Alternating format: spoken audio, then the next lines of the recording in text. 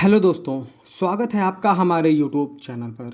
दोस्तों, ये जो फ़ोटोज़ आप अभी वीडियो में देख रहे हैं, ये फ़ोटो काफ़ी आजकल इंटरनेट पर वायरल हो रहा है। बहुत ये जो फ़ोटोज़ है ये सर्कुलेट हो रहा है और ऐसे ही ये फ़ोटो मेरे पास भी आया और मुझसे पूछा गया कि सर ऐसी क्या वजह है कि बीम और कॉलम और वॉल का जो जॉइंट है उस पे इतना बड़ा क्रैक्स डेवलप कैसे हुआ? क्या रीज़न थी? ऐसी क्या गलती की गई थी साइट पर कि इतना बड़ा क्रैक्स डेवलप हो गया? अभी ये जो कंस्ट्रक्शन है वो स्टार्टिंग फेज़ में है, यानी कि अभी कंस्ट्रक्शन बस स्टार्ट हुआ है और तो अभी ये प्रॉब्लम आ गई। आगे चलकर ये प्रॉब्लम्स कितनी बड़ी हो सकती है? इससे क्या-क्या नुकसान हो सकता है? तो जैसा आप वीडियो में देख रहे हैं कि जो क्रैक्स है वो काफ़ी बड़ा क्रैक्स है और पूरे थ्रू आउट कॉलम पर है, दोनों साइड पर है। ब्रिक्स और कॉलम का जहाँ पर जॉइंट है उसमें पूरा ऊपर से लेकर नीचे तक क्रैक्स हो गया है। तो आज के इस वीडियो में हम देखेंगे कि किस वजह से ऐसी गलती हुई, आपको ऐसी कौन सी गलती नहीं करनी है जिसकी वजह से आपकी साइट पर कुछ इस तरह का हादसा ना हो। तो वीडियो में आगे बढ़ने से पहले आप सबसे एक छोटी सी रिक्वेस्ट है कि प्लीज़ वीडियो को लाइक कर दें और अगर चैनल पर नए हैं, कंस्ट्रक्शन से रिलेटेड ऐसे ही इन्फॉर्मेटिव वीडियोज़ इन फ्यूचर देखना चाहते हैं तो प्लीज़ चैनल को सब्सक्राइब करके बेल नोटिफिकेशन को ऑल पर प्रेस कर दीजिए। चलिए दोस्तों, वीडियो को शुरू करते हैं। जैसा कि आप देख रहे हैं कि जो कॉलम है, कॉलम का जो जहाँ पर जो हमारा ब्रिक वर्क आकर जॉइंट हुआ है वहाँ पर बड़े क्रैक्स डेवलप हुए हैं। तो इसका एक रीज़न सिंपल सा मैं आपको देना चाहूँगा जो आपको काफ़ी जल्दी समझ में आ जाएगा। जैसे कि आपको बताया गया हो और आप जानते भी हैं कि जब कॉलम की कास्टिंग कर दी जाती है तो जो कॉलम रहता है वो जब शटरिंग खुलती है कॉलम की तो उसका जो दोनों फेस है, चारों फेस है कॉलम का, वो बहुत ही चिकना होता है क्योंकि जो हमारी सीमेंट की स्लरी है वो ऊपर के सरफेस पे आ जाती है और पूरे बाहरी सरफेस के चारों तरफ को एकदम स्मूथ कर देती है। तो स्मूथ कर देने का मतलब कि आप थोड़ा सा लॉजिकल होइए, थोड़ा सा माइंड लगाइए अपना कि अगर कोई चीज़ बहुत प्लेन है, बहुत बहुत ही फिनिशिंग है उसमें और उस पर हम किसी भी चीज़ का बॉन्ड अप्लाई करेंगे, हम किसी बहुत ही चिकनी चीज़ पर किसी चीज़ को चिपकाना चाहेंगे तो वो चीज़ उस पर चिपकती नहीं है।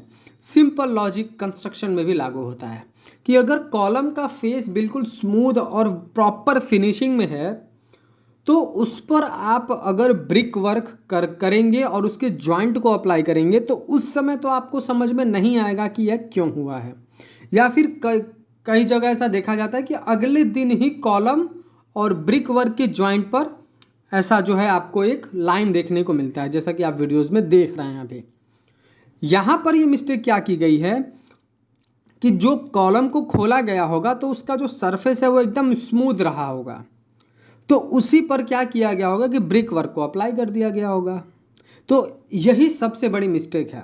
अब आपको करना क्या चाहिए, इसका सलूशन क्या है? जो मैंने प्रॉब्लम्स बताया, अब आप इसका सलूशन देख लीजिए कि जो हमारा कॉलम्स जब डी शटरिंग होता है, जब शटरिंग से खुलता है तो उस पर हमको हैकिंग प्रोसेस करना है। जिस फेस से हमको ब्रिक वर्क जहाँ पर लाकर बॉन्ड बनाना है, जहाँ पर ब्रिक वर्क स्टार्ट करना है या फिर जहाँ पर हमारा ब्रिक वर्क आकर कॉलम से मिलेगा, उस साइट पर जैसा आप वीडियो में देख रहे हैं इस तरीके से आपको प्रॉपर हैकिंग करना है। हैकिंग मतलब कि आपको छेनी से, आपको हैमर से या किसी भी धारदार नुकीली चीज़ से आपको कॉलम पर टाँचे बनाने हैं। टाँचे बनाने का मतलब कि 1 mm, 2 mm, 3 mm आप जगह जगह थोड़ी थोड़ी दूर पर, 1-1, 2-2 इंच की दूर पर कॉलम को आप हल्का हल्का उसमें निशान लगाएंगे, हैकिंग करेंगे, टाँचा लगाएंगे। उससे होता कि क्या है कि जो हमारा स्मूथ सरफेस है वो खुरदुरा हो जाता है। हैकिंग करने का मतलब ये नहीं कि आपको कॉलम को तोड़ना है, हैकिंग करने का मतलब ये कि जो ऊपर का सरफेस स्मूथ है हमको उसको खुरदुरा करना है, हमको उसको रफ करना है। पहली गल पहला सोल्यूशन। दूसरा सोल्यूशन कि ब्रिक वर्क लोग करते हैं तो सीधा ब्रिक लाकर वहाँ पर लोग रख देते हैं, बस हो गया, ऐसा नहीं करना है। आपको जो आपने टाँचा किया है वहाँ पर आपको पानी अप्लाई करना है। पानी अप्लाई करने के बाद आपको उस पर सीमेंट का घोल डालना है। जो आपने टाँचा मारा उस टाँचा को पहले आपने धुल दिया पानी से अच्छी तरीके से ताकि जो छोटे छोटे पार्टिकल्स होते हैं वो निकल जाएं। उसके बाद आप या तो सीमेंट की स्लरी डाल दें, सीमेंट का घोल डाल दें उस पूरे साइड पर, या फिर आप सीमेंट का पेस्ट लगा दें या फिर मोटार का ही पेस्ट लगाएं। तो यहाँ पर ये तीनों काम नहीं किया गया है। सबसे बेहतरीन होता है, लोग कई जगह देखा था सीमेंट का मोटार का लोग पेस्ट लगाते भी हैं लेकिन फिर भी क्रैक्स आता है, क्योंकि आपने हैकिंग नहीं किया है और आपने प्रॉपर तरीके से उसको धुल करके वहाँ पर सीमेंट की स्लरी नहीं अप्लाई करी है। ये तो हो गया यहाँ का एक रीज़न।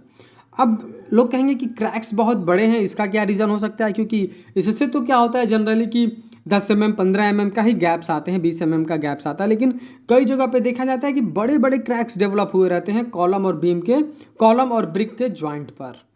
तो यहाँ जो मैं फोटोज़ में देख पा रहा हूँ कि इतने बड़े क्रैक्स का एक रीज़न ये भी हो सकता है कि प्लिंथ बीम प्रोवाइड ना करना।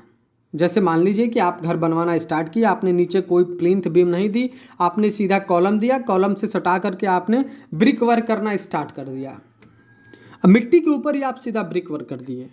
होता यह है कि जो आपकी मिट्टी है वो कुछ टाइम के बाद सेटल डाउन होती है, और जब मिट्टी सेटल डाउन होती है तो भी इतने बड़े क्रैक्स डेवलप होते हैं। वो कॉलम के जॉइंट पे भी हो सकते हैं या फिर ब्रिक वर्क के बीच में कहीं भी मेजर क्रैक्स डेवलप हो सकता है।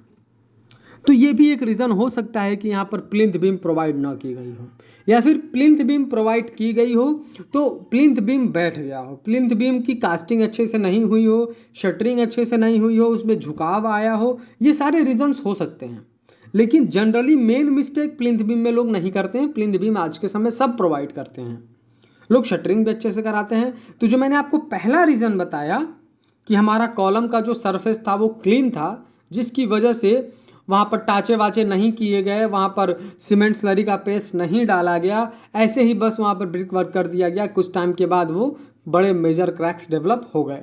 तो ये सबसे बड़ा रीज़न है। तो दोस्तों, मैंने पूरी कोशिश की आपको आसान लैंग्वेज में समझाने की कि ये क्रैक्स क्यों आए। अगर आपके मन में कोई भी डाउट रह गया है तो प्लीज़ आप उसको कमेंट करें, कमेंट करके पूछें, हम कोशिश करेंगे उसको फिर से आपको अच्छी तरीके से समझाने की।